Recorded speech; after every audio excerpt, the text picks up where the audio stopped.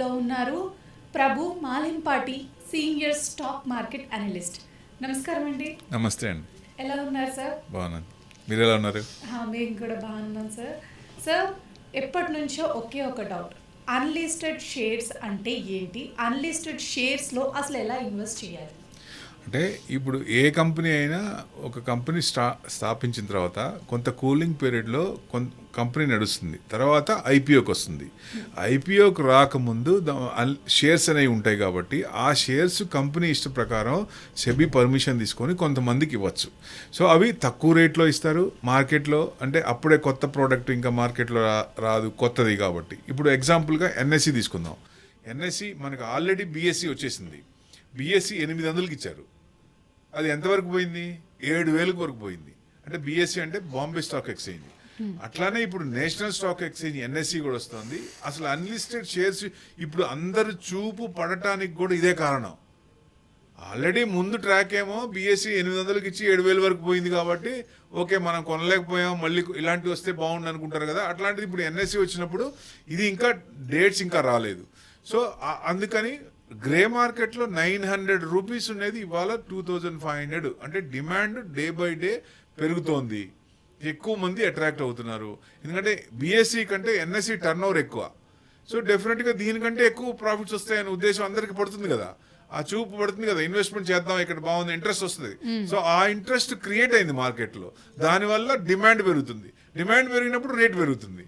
So అట్లా grey మార్కెట్లో పెరిగింది కాబట్టి ఇది లిస్ట్ అవడానికి మేబీ జూన్లోనో లేకపోతే నెక్స్ట్ జూలైలోనో లేదా డిసెంబర్ లోపల ఎప్పుడైనా సరే ఇది ఐపీఓ వస్తుంది. వచ్చినప్పుడు ఎక్కువ మంది అప్లై చేసుకుంటారు, ప్రాఫిట్స్ వచ్చినప్పుడు అమ్ముకుంటారు. ఇది జనరల్గా. ఇప్పుడు అన్లిస్టెడ్ షేర్స్ కొంతమంది ఇదివరకు అసలు కొనేవాళ్ళు కాదు, భయం వేసేది. ఇప్పుడు ఎందుకంటే చాలా కంపెనీలు వస్తాయి, ఇప్పుడు అది లిస్టింగ్ వెళ్తారా లేదా? ఇప్పుడు ఇవాళ మనం అప్లై చేసాం, అప్లై చేస్తే ఒక 10 ఏళ్ళ తర్వాత అంటే దాని మీద మనకేం రాదు కదా, ఇన్వెస్ట్మెంట్ ఏం డెడ్ ఇన్వెస్ట్మెంట్ అవుద్ది, అదేం గ్రోత్ ఏం ఉండదు దాంట్లో. సో ఎప్పుడైతే లిస్ట్ అవుతుంది అంటే గ్రోత్, మళ్ళీ మార్కెట్కి ఐపీఓ వస్తుంది, తొందరలో రావచ్చు అనుకునేది, అలాంటి వాటిల్లో పెట్టుకుంటే 4-5 నెలలు, 1 సంవత్సరం లేట్ అయినా నెక్స్ట్ మళ్ళీ ఐపీఓకి వచ్చినప్పుడు రిటర్న్స్ బాగుంటాయి. కాబట్టి అట్లాంటి మంచి కంపెనీస్, ఫండమెంటల్స్ ఉన్న కంపెనీస్ అట్లాంటి వాటిల్లో చేసుకుంటే మన లాంగ్ రన్లో పెట్టుకుంటే మంచి రిటర్న్స్ వచ్చే అవకాశం ఉంటుంది. ఎక్కువ అందరి చూపు ఎందుకు పడిందంటే ఇప్పుడు ఎన్ఎస్సి దాంట్లో ఇప్పుడు ఎవరైనా ఎట్లా కొనాలి, ఈ షేర్స్ అనేది ఎక్కడ కొనాలి అంటే రిజిస్టర్డ్ ఉంటారు వాళ్ళ దగ్గరే కొనాలి. బయట ఎవరు పడితే వాళ్ళు అమ్ముతున్నామంటే వాళ్ళ దగ్గర కొనకూడదు. ఎందుకంటే షేర్లు ఎమ్మటే రావు, అన్లిస్టెడ్ షేర్స్ ఎమ్మటే రావు. సో మనం కొన్నప్పుడు టైం ఉంటుంది కాబట్టి ఆ టైం దాకా మనం వెయిట్ చేయాలి. ఇప్పుడు 6 నెలలు ఆగాం, డబ్బులు ఇచ్చాము, చెక్ ఇచ్చాము, మనకి షేర్లు ఏం రాలేదంటే మనకి భయమేగా. డబ్బులు ఇచ్చిన తర్వాత ఏం రాకపోతే మనకు ప్రూఫ్ అంటూ ఉండాలి కదా. సో ఆ షేర్లు వచ్చినప్పుడు మనకు భరోసా వస్తుంది కాబట్టి. సో కొన్ని రిజిస్టర్డ్ అయితే సెబీ రిజిస్టర్డ్ ఉంటారు, అన్లిస్టెడ్ షేర్స్ అమ్మడానికి రిజిస్టర్డ్ ఉంటారు. అలాంటి వాళ్ళ దగ్గరే మనం కొనుక్కుంటే మన డబ్బులు సేఫ్గా ఉంటాయి ఎప్పుడైనా సరే. ఇప్పుడు అన్లిస్టెడ్ షేర్స్ ఇంకో రకంగా ఎందుకు డిమాండ్ పెరుగుతుందంటే ఇప్పుడు మార్కెట్లో ఐపీఓ వచ్చినాక లిస్ట్ అవుద్ది, లిస్ట్ అయినాక షేర్స్ వాలటాలిటీ ఉంటుంది, న్యూస్ డ్రివెన్ బట్టి మార్కెట్ అప్ అండ్ డౌన్ అవుతున్నప్పుడు షేర్స్ కూడా పడుతుంటాయి. కానీ ఇక్కడ అంత ఉంటుంది కదా, రిస్క్ తక్కువ ఉంటుంది కదా, ఇప్పుడు లిస్ట్ కాలేదు కదా ఇంకా. సో రిస్క్ అనేది గ్రే మార్కెట్లో విపరీతంగా ఉండదు కదా. సో డెఫినెట్గా డిమాండ్ బట్టి పెరుగుతూనే ఉంటుంది కాబట్టి తగ్గే ఛాన్సులు తక్కువ ఉంటుంది, రిస్క్ తక్కువ ఉంటుంది. అట్లా ఎక్కువ మంది అట్లా అట్రాక్ట్ అవుతున్నారు. సో దానివల్ల ఎక్కువ ఇదవుతుంది. సో అంటే అడ్వాంటేజెస్ ఎక్కువ ఉంటాయి. అంటే మార్కెట్కి వచ్చే ముందే, అంటే పబ్లిక్ వచ్చే ముందే కొంచెం ఇదవుతుంది కాబట్టి మంచి కంపెనీలు, ఫండమెంటల్ కంపెనీలు బయటకు వచ్చినాక పెరిగిపోయింటే అప్పుడు కొందాం అనుకుంటే కొనలేం కదా. సో బిఫోర్ ఏం బాగుంది, ఈ ప్రోడక్ట్ బాగుంది అనుకున్నప్పుడు దాంట్లో మనం ఇన్వెస్ట్మెంట్ చేసి ముందే దాంట్లో ఇన్వెస్ట్మెంట్ చేస్తే మంచిగా ఉంటుందని ఉద్దేశం. తర్వాత రిటర్న్స్ ఎక్కువ ఎట్లంటే వాల్యూ ఉంటుందంటే 100% వాల్యూ కూడా ఉంటుంది. అంటే సబ్స్టాన్షియల్గా చిన్నగా పెరుగుతుంది. గ్రే మార్కెట్లో పెరుగుతున్నప్పుడు కొంత ఇది వస్తుంది, యాడ్ అవుతుంది కాబట్టి దాని డిమాండ్ పెరుగుతుంది కాబట్టి ఇష్యూ రేటు కూడా, ఐపీఓ ఇష్యూ రేటు కూడా ఎక్కువ పెట్టే అవకాశం ఉంటుంది. ఎక్కువ మనకు 3,500 అనుకోండి, ఇప్పుడు 900 ఎన్ఎస్సీలో కొన్నారు చాలా మంది. సో అందరు ఇప్పుడు హోల్డ్ చేసుకుంటా ఉన్నారు. సో రేపొద్దున 3,000, 3,500, 2,500, 2,000 వేసుకున్న ప్రాఫిట్లో ఉన్నట్టే లెక్క కదా లిస్టింగ్ రోజు.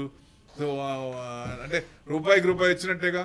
1,000 రూపాయలు అంటే 1,000 రూపాయలు వస్తే వచ్చినట్టే కదా, ఇంకా ఎక్కువ వస్తే ఇదే కదా. అంటే రిటర్న్స్ కూడా మంచి సెలెక్ట్ చేసుకుంటే ఎక్కువ ఉండొచ్చు అనేది ఎక్స్పెక్టేషన్. సో అంటే ఫ్లక్చువేటింగ్ తక్కువ ఉంటుంది కదా, అదొక ప్లస్ పాయింట్ మనకి. దాంట్లో ఫ్లక్చువేటింగ్ ఉండవు కాబట్టి మంచి ఛాన్స్ ఉంటుంది. అంటే పోర్ట్ఫోలియో డైవర్సిఫికేషన్ కూడా ఉంటుంది అక్కడ. సో ఎక్కడ ఏ కంపెనీస్ కొనుక్కోవచ్చు, ఎలాంటి కంపెనీస్ కొనుక్కోవచ్చు, మన ఏ ప్రోడక్ట్ బాగుంది, మార్కెట్లో డిమాండ్ ఎక్కడ ఉంది, సో అలాంటి వాటి బిజినెస్ ఏ బిజినెస్ ఇప్పుడు ట్రెండింగ్ ఎక్కడ ఉంది. ఇప్పుడు ఆన్లైన్ బిజినెస్ చేసే కంపెనీస్ అన్ని బాగుంటున్నాయి. ఎవరైతే ఆన్లైన్ అని పట్టుకోలేదు, ఆన్లైన్ సేల్స్ లేవు, అలాంటి కంపెనీలు సేల్స్ తగ్గుతున్నాయి కదా. ఇప్పుడు నైకా చూడండి, గోళ్ళకేసే రంగులు ఎంత టర్నోవర్ వస్తుంది, ఎందుకని? ఆన్లైన్. ప్రతి వాళ్ళు ఫోన్లో ఉంది కదా, గూగుల్ తల్లి చేతిలో ఉంది కదా, టక టక టక బయటికి వెళ్ళి షాప్కి వెళ్ళి కొనే పరిస్థితి లేదు కదా. ఇప్పుడు మీరైనా ఇద్దరికి షాప్కి వెళ్ళినట్టు ఇప్పుడు వెళ్తున్నారా?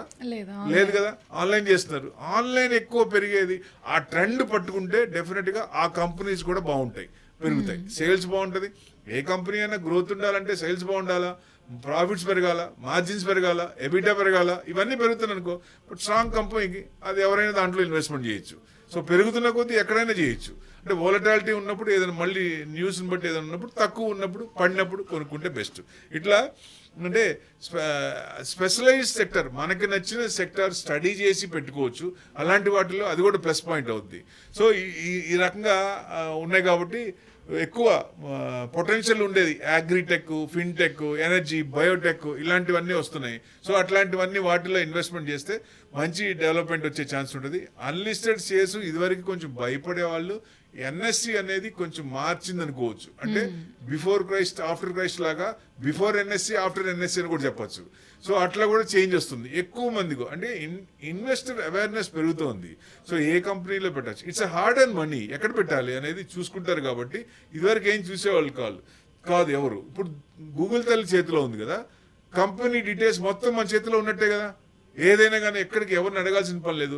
ఇది పెద్ద రాకెట్ సైన్సే కాదు, ఎవరైనా చేయొచ్చు. మనం సంపాదించిన డబ్బులు ఎక్కడ పెట్టాలనుకున్నప్పుడు స్టడీ చేయాలి. స్టడీ చేసి ఏ కంపెనీలు బాగున్నాయి, ఏ ప్రొడక్ట్ బాగుంది, అట్లా చూసుకుంటే మంచి రిటర్న్స్ వచ్చే అవకాశం ఉంటుంది. డెఫినెట్గా అందరూ హ్యాపీగా ఉంటారు.